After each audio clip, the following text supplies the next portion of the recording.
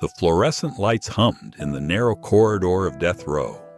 In cell 999525, Adam Kelly Ward opened his eyes to another morning that felt exactly like the 3,200 mornings before it. Cold concrete, stale air, the metallic clang of breakfast trays sliding under steel doors. He was 33 years old. He had been here for nearly 9 years, and he would never see any other sunrise after today. Ward sat up slowly on his thin mattress, the springs groaning beneath him. Outside his window, beyond the layers of chain link and razor wire, the East Texas sky was beginning to lighten. A soft purple gradient stretched across the horizon, indifferent to what was coming. The routine was the same as always. Breakfast arrived at 6:30, eggs maybe, toast, coffee that tasted like rust. He would eat alone, as he always did, in a 6-by-9-foot cell, where he spent 22 hours a day. The other 2 hours were reserved for a shower and occasionally a brief walk in a concrete pen they called recreation. But today was different. Today was his last. Before we watch Adam Ward die, we must understand why he was here. It was a Monday afternoon in the small town of Commerce, Texas, 65 miles northeast of Dallas. Population, 8,600. The kind of place where everyone knows everyone. The kind of place where a funeral director's son becomes a code enforcement officer, and where a former construction worker named Michael Walker takes pride in keeping the town clean. Michael Walker was 44 years old. His friends called him Pee-wee. He was a father of 2, Donovan and Marissa, and lived with his father, Dick Walker, who ran the local funeral home. Pee-wee had worked construction most of his life, but in recent years he had taken a job with the city as a code enforcement officer. It was simple work: document violations, take photographs, file reports. He drove a marked city truck and wore a shirt that identified him as an official city employee. On this particular Monday, Michael Walker had a routine assignment: the Ward residence on Culver Street. The Wards had been a problem for years. Their home was buried in junk, inside and out. Mountains of unsheltered storage, a bureaucratic term for piles of garbage, broken furniture, old tires, and discarded items stacked haphazardly across the property. The city had cited them repeatedly. 5 years of violations, 5 years of warnings. At one point, the city had even issued a demolition order, but the Wards had agreed to comply with the codes. They never did. Another letter had been sent. Another deadline had passed. Now it was Michael Walker's job to document the continuing violations. He arrived at the Ward property around midday. The truck was marked. His shirt was marked. He carried a digital camera and a cell phone. No weapon, no backup, just a man doing his job. Adam Ward, then 22 years old, was washing his car in the driveway. Walker stepped out of his truck and began walking around the perimeter of the property, snapping photographs. That's where it all began. Details vary depending on who tells the story. Ward later claimed that Walker was harassing him, that he felt threatened, that the city was conspiring against his family. Witnesses say Ward became agitated. He shouted at Walker. He told him to leave. Walker tried to de-escalate. He explained he was just doing his job. But Ward wasn't listening. Then Ward sprayed him with the hose. Water arced through the air and hit Walker in the chest. For a moment, everything stopped. Walker wiped his face. He pulled out his cell phone and called his office. "I need help," he said. "I need a police officer." Ward heard those words. But in his mind, they meant something very different. He believed the police were coming to kill him. Ralph Ward, Adam's father, came outside. He saw the tension. He tried to calm things down. "We need to sit down and talk about this," he said. But when he turned, Adam was no longer there. Ralph realized his son had gone inside. He knew Adam kept a gun in his bedroom. He knew Adam was paranoid. He knew Adam was mentally ill. Instead, he told Walker it might be best if he left the property. Then Ralph ran to look for his son. Michael Walker returned to his truck. He placed his camera in the bed of the vehicle. He stood near the rear bumper, waiting for the police officer to arrive. Then Adam Ward came running out of the house. He was holding a .45 caliber semi-automatic pistol. Walker saw him. He turned. He tried to run, but Ward was already firing. The first shot hit Walker. He stumbled. He tried to hide behind his truck. Ward kept firing. Walker crawled underneath the vehicle, desperate for cover. Ward circled around, firing again and again. Walker attempted to flee down the street. Ward gave chase. He fired once more. Total of 9 shots. 9 bullets pierced Michael Walker's body. He fell on the ground. Witnesses would later describe the scene in harrowing detail. One neighbor said Walker was begging for his life. Ward kept shooting. When it was over, Ward returned to the house. His father took the gun from him. One magazine was empty. One was still full. The first emergency responder to the scene was Dick Walker, Michael's father. He was a trained EMT. He had responded to countless calls over the years.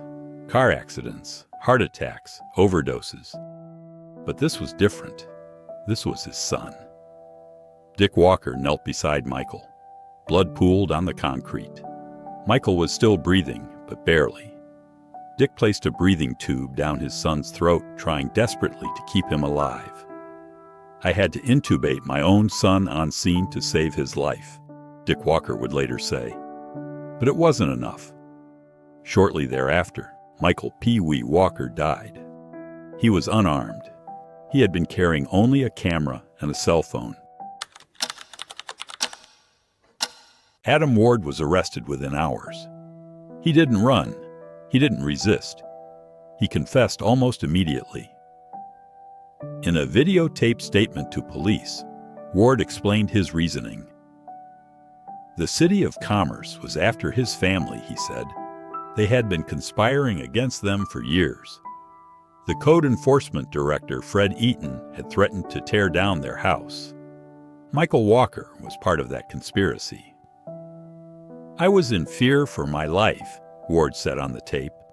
He threatened to call the cops and have me arrested. And if the police came, I would probably end up dead. He admitted he went inside to get his gun. He said he initially meant only to scare Walker. But then, he said, he emptied a magazine at him. Ward said he had overreacted. He, however, insisted that it was self-defense. Adam Ward's trial began in June 2007. He was charged with capital murder in the course of obstruction or retaliation against a public servant. Under Texas law, that made him eligible for the death penalty. His defense attorneys did not deny that Ward had intentionally killed Michael Walker. They did not deny the facts of the case. Instead, they argued that Ward was severely mentally ill and could not be held fully responsible for his actions. The evidence was overwhelming. Ward had been prescribed psychiatric medication at the age of 3 due to aggressive and destructive behavior. At age 4, he was diagnosed with bipolar disorder and spent 2.5 months in a psychiatric unit. His second-grade teachers had built a special isolation room just for him, a timeout box, where they would lock him away when he became uncontrollable. His childhood was characterized by anger, paranoia, and being removed from reality. Psychiatrist Dr. Heidi Vermette testified that Ward suffered from a psychotic disorder that caused him to experience paranoid delusions.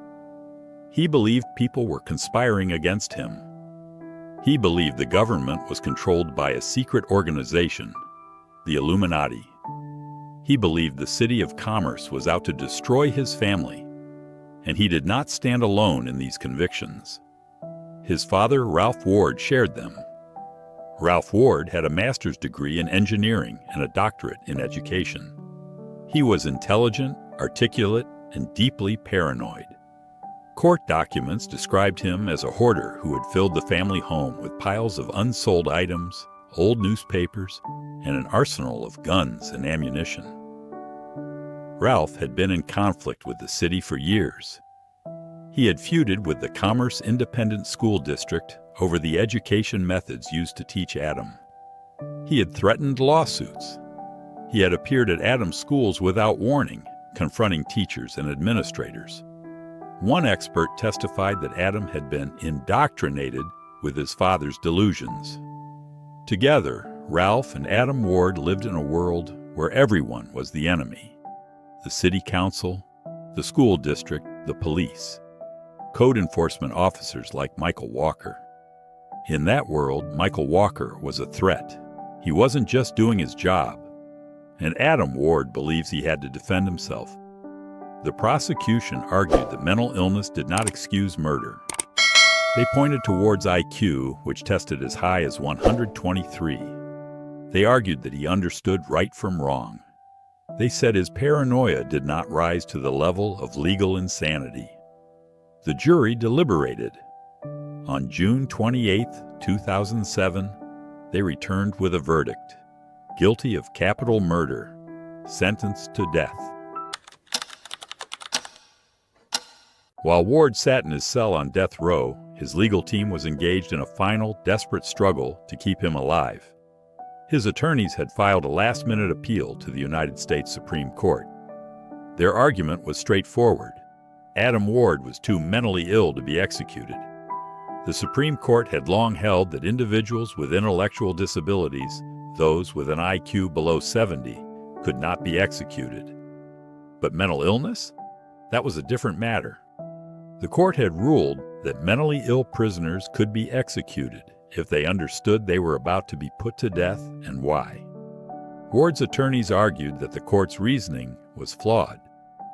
They pointed to evolving sentiment against executing the mentally ill. They argued that severe mental illness should be treated the same as intellectual disability, a constitutional bar to execution. State attorneys disagreed. They said Ward understood his punishment. They said his mental illness, while documented, did not make him ineligible for execution. The Supreme Court made its decision at 8:47 a.m. The appeal was dismissed. There was to be no stay of execution. Adam Ward would die that night.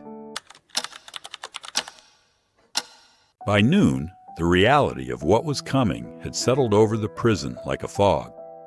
Officers moved with quiet efficiency, their faces neutral, professional.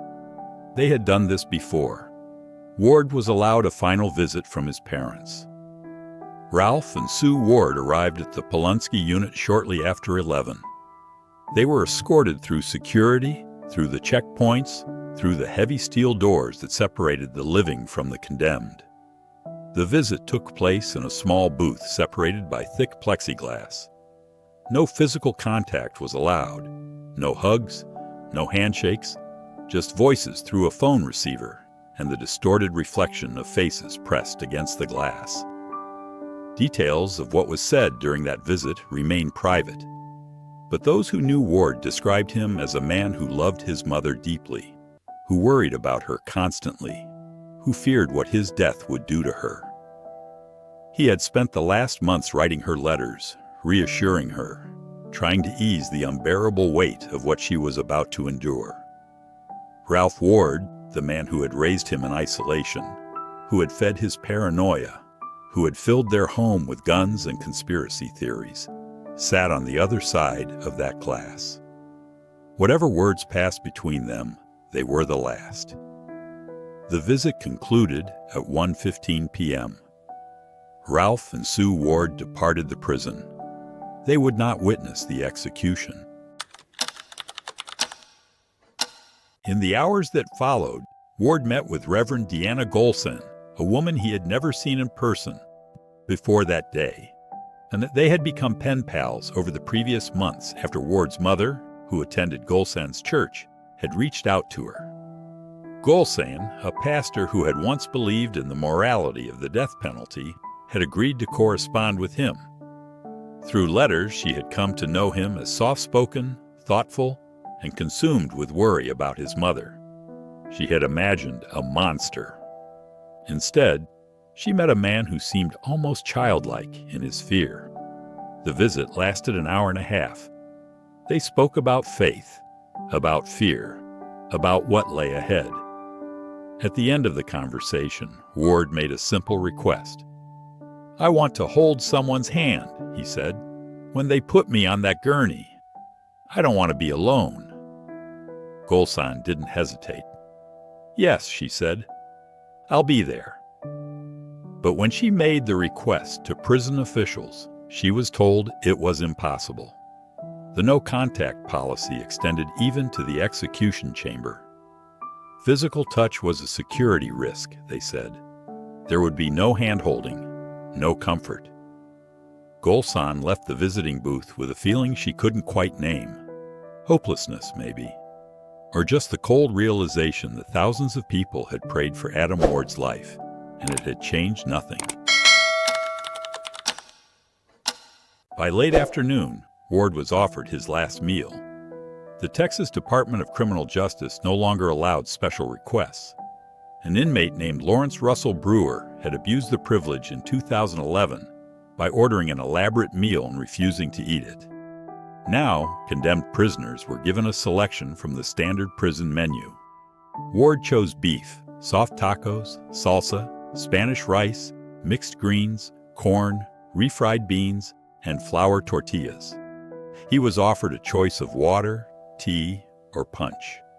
The meal was delivered to his cell at 5:30 p.m. He ate quietly, methodically. There was no ceremony to it, no dramatic last bite.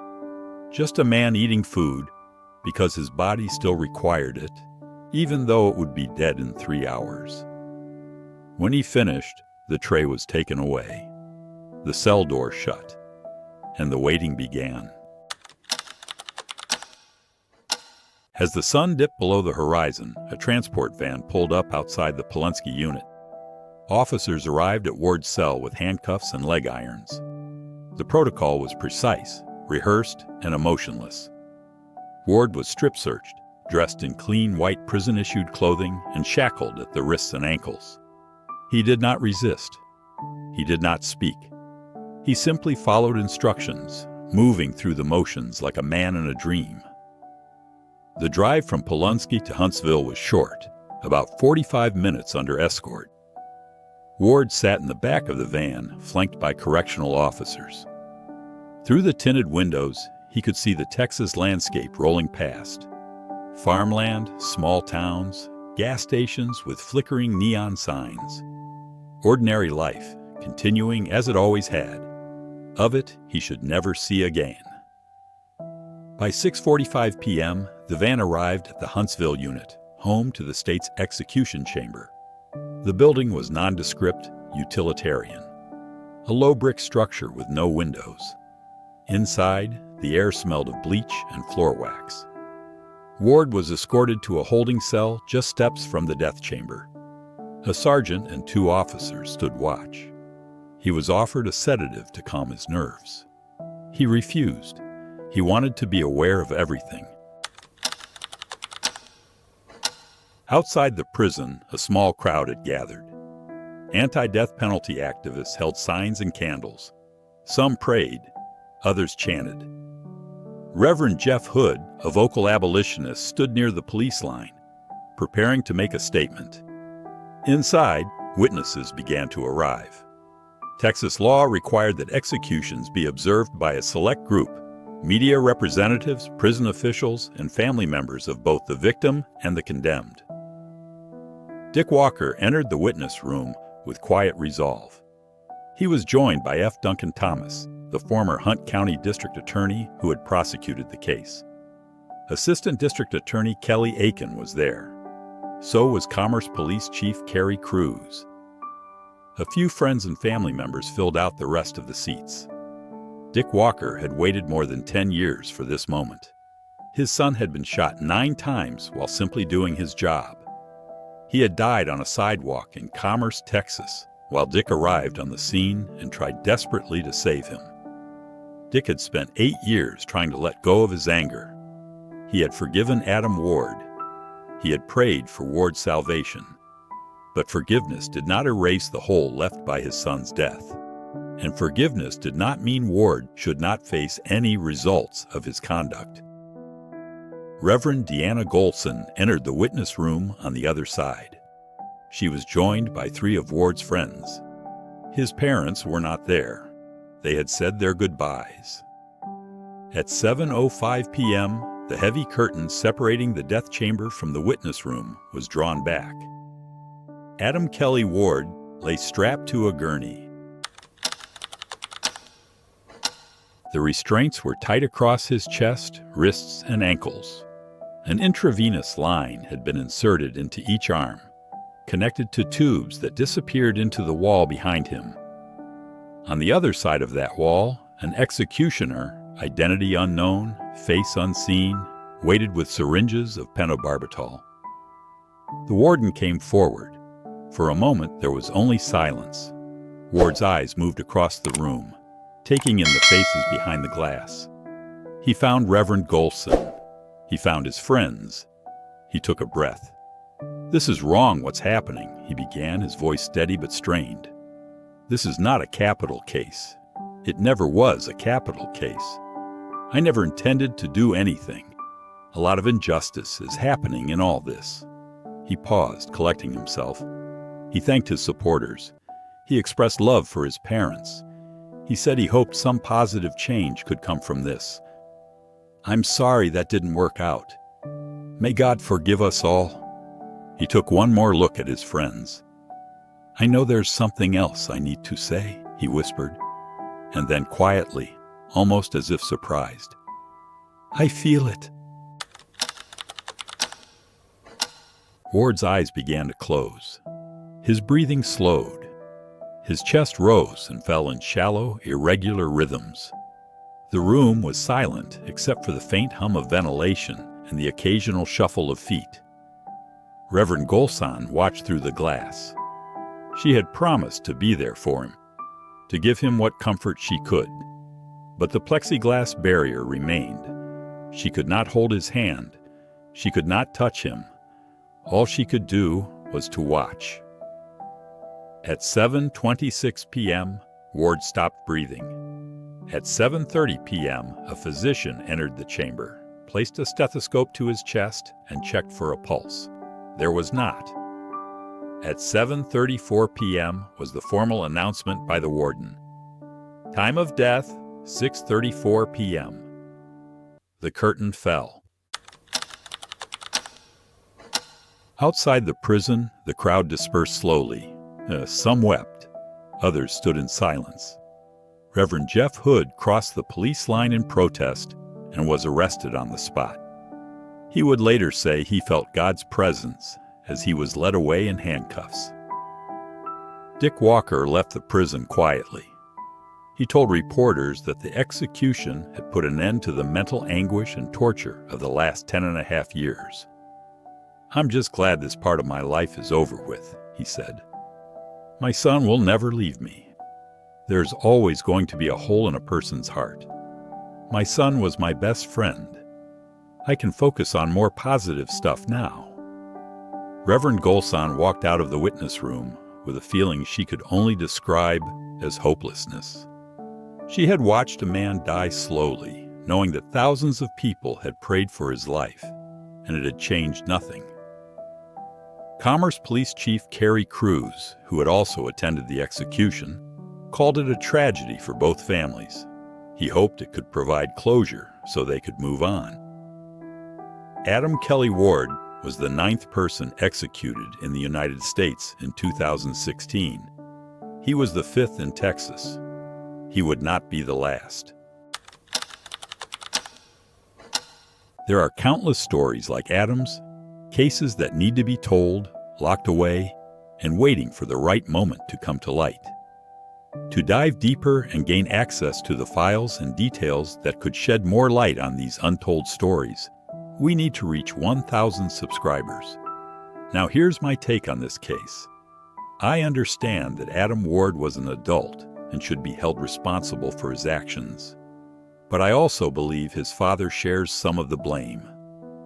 Raising a child steeped in conspiracy theories and paranoia about local institutions became part of the story that led to murder. It's a tragic reminder of how the environment shapes outcomes. What do you think? Drop your thoughts in the comments below. If you believe these stories deserve to be uncovered, like, share, and subscribe. Hit that notification bell so you don't miss what comes next. Once we reach 1,000 subscribers, we'll unlock the access needed to explore these cases fully. And your support is what makes that possible.